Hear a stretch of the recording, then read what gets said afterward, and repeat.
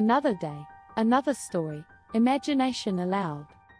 The next few days he was indeed singularly busy in his steamy little hothouse, fussing about with charcoal, lumps of teak, moss, and all the other mysteries of the orchid cultivator. He considered he was having a wonderfully eventful time.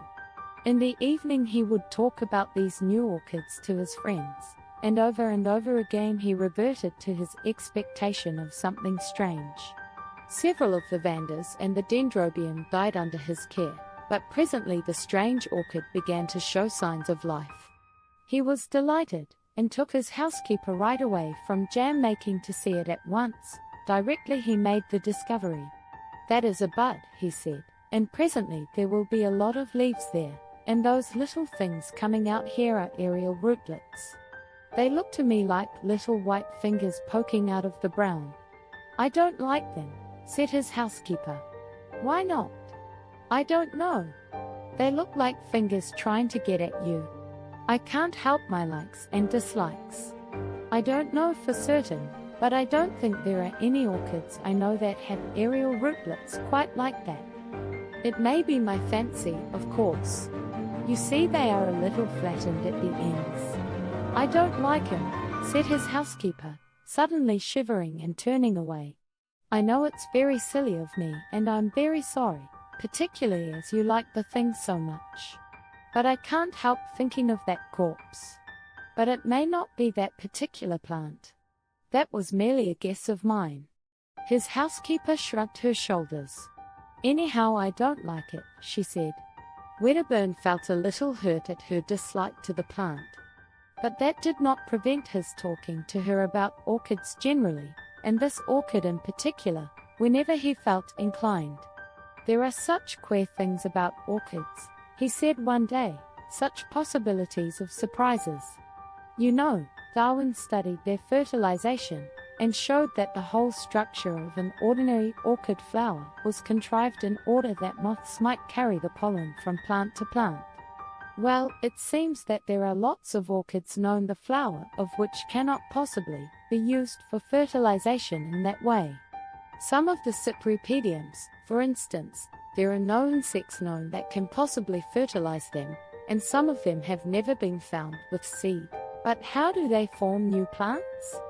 By runners and tubers, and that kind of outgrowth. That is easily explained. The puzzle is, what are the flowers for? Very likely," he added, "my orchid may be something extraordinary in that way. If so, I shall study it. I have often thought of making researches as Darwin did. But hitherto I have not found the time, or something else has happened to prevent it. The leaves are beginning to unfold now. I do wish you would come and see them." But she said that the orchid house was so hot it gave her the headache.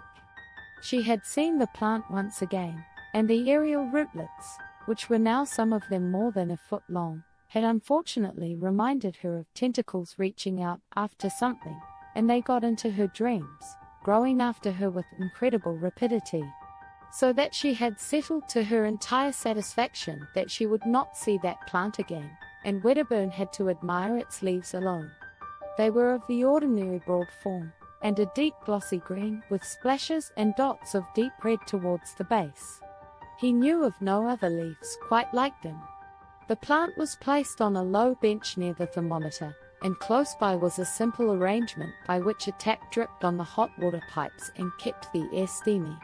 And he spent his afternoons now with some regularity meditating on the approaching flowering of this strange plant. And at last the great thing happened.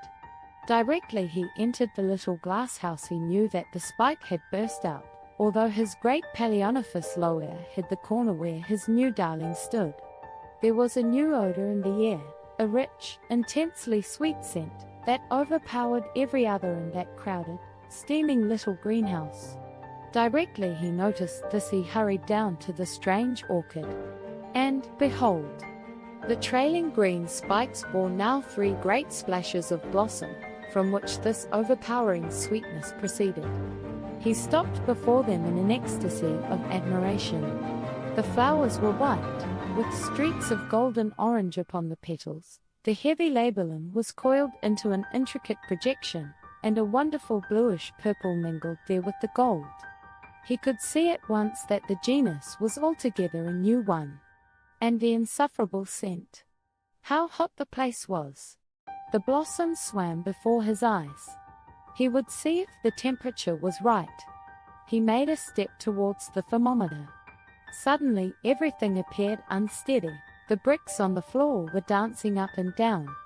Then the white blossoms, the green leaves behind them, the whole greenhouse, seemed to sweep sideways, and then in a curve upward.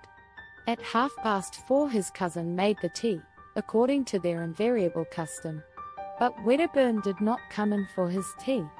He is worshipping that horrid orchid, she told herself, and waited 10 minutes. His watch must have stopped. I will go and call him.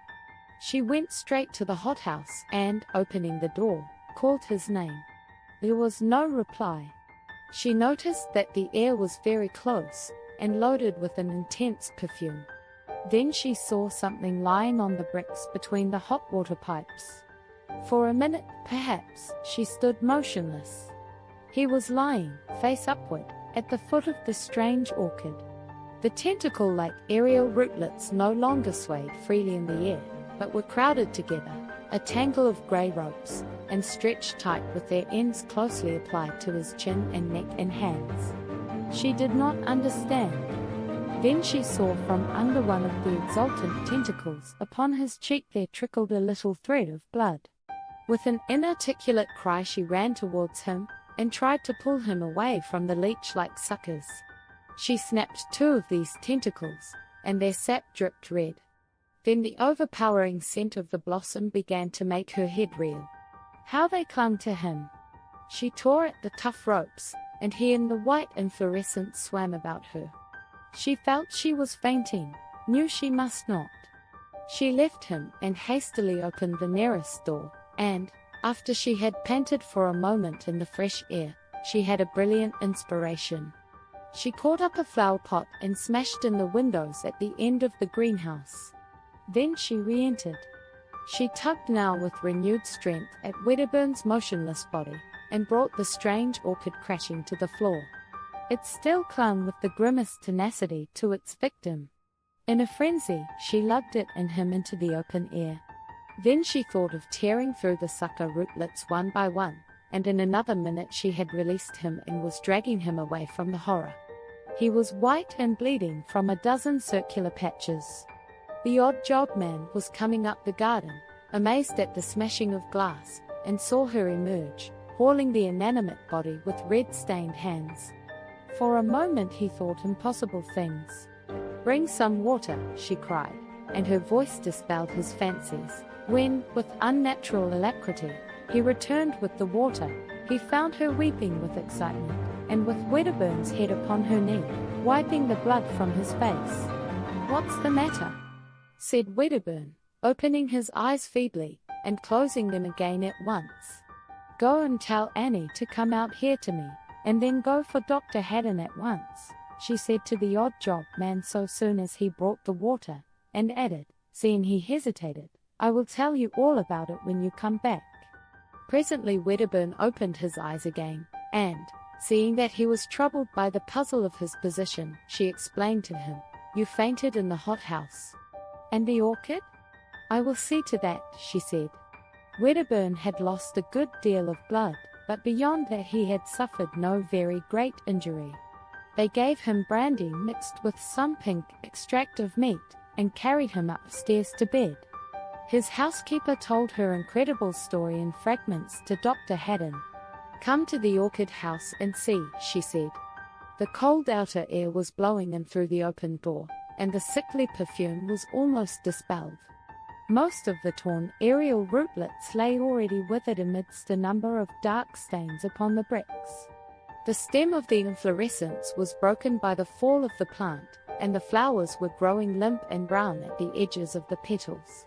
The doctor stooped towards it, then saw that one of the aerial rootlets still stirred feebly, and hesitated. The next morning the strange orchid still lay there, black now and putrescent.